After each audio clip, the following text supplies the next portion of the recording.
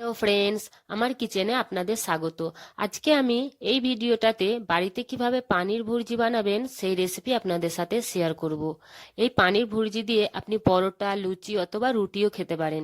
কিন্তু সবথেকে মেন জিনিস হচ্ছে যেটা, যে বাচ্চাদেরকে আপনি লাঞ্চে এই রুটির সাথে এই তরকারিটা আপনি দিতে পারেন।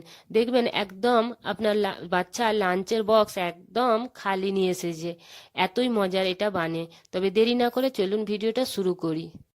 এখানে একটা বাটিতে আমি একটু দুধ নিয়ে নিয়েছি, তাতে দিয়ে দিলাম 1 চামচ মতো বেসন, 1 চামচ মতো কাসুরি মেথি, হাফ চামচ মতো জিরে ধনে পাউডার, আর হাফ চামচ মতো কাশ্মীরি লাল মির্চ পাউডার। এগুলোকে দিয়ে খুব ভালোভাবে আমাদেরকে মিক্স করে নিতে হবে, যেন না ঢেলা পেকে যায় সেরকম ধ্যান রাখতে হবে। এখানে আমি একটা কড়াতে অল্প করে একটু বাটার নিয়ে নিয়েছি, এখানে বাটারই ব্যবহার করতে হবে। আর একদম ধিমে আঁচে বাটারটাকে গলিয়ে নিয়েছি, না হলে বাটারটা পুড়ে যেতে পারে। আর এতে দিয়ে দিলাম একটু শাহি জিরে, এখানে নর্মাল জিরেও ব্যবহার করতে পারেন, এখানে আমি শাহি জিরা ব্যবহার করেছি। আর এতে একটা মিডিয়াম সাইজের পেঁয়াজ আমি এতে দিয়ে দিলাম। এগুলোকে আস্তে আস্তে ধিমে আঁচে আমাদেরকে লাল লাল করে নিতে হবে। আর এখানে আমি কিছু স্বাদ অনুযায়ী লবণ দিয়ে দিলাম। দিয়ে ভালোভাবে আমাদেরকে এইগুলোকে একদম, পেঁয়াজগুলো যখন লাল লাল হয়ে আসবে, এতে আমি একটা মিডিয়াম সাইজ কেটে রাখা, ছোট ছোট টুকরো করে কেটে রেখেছিলাম সেরকম টমেটো দিয়ে দিলাম।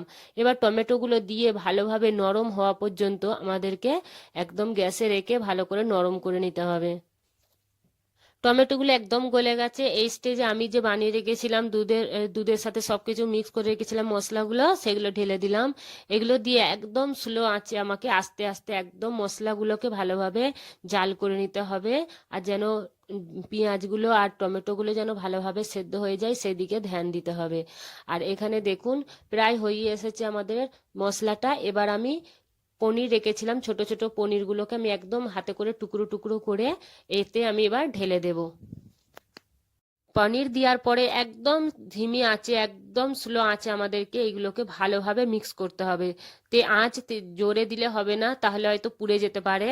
তো সেই কারণে একদম ধিমে আঁচে আমাদেরকে একদম নেড়ে নেড়ে মশলাগুলো এখানে আমি মিশিয়ে নেব। আমাদের পনির ভুর্জি একদম রেডি হয়ে গেছে, দেখুন কত সুন্দর লাগছে। আর এইভাবে একবার সেম রেসিপি ফলো করে দেখবেন, খুব মজার বানে। যদি না ভরসা হয় একবার বানিয়ে দেখেন, খুব মজা লাগে, দেখবেন আপনার বাচ্চারাও খুব মজা করে খাবে। তো যদি ভিডিওটা আপনাদের ভালো লেগে থাকে তাহলে লাইক, কমেন্ট, শেয়ার আর সাবস্ক্রাইব করতে মোটেও ভুলবেন না। ভিডিওটা দেখার জন্য আপনাদেরকে অনেক অনেক ধন্যবাদ।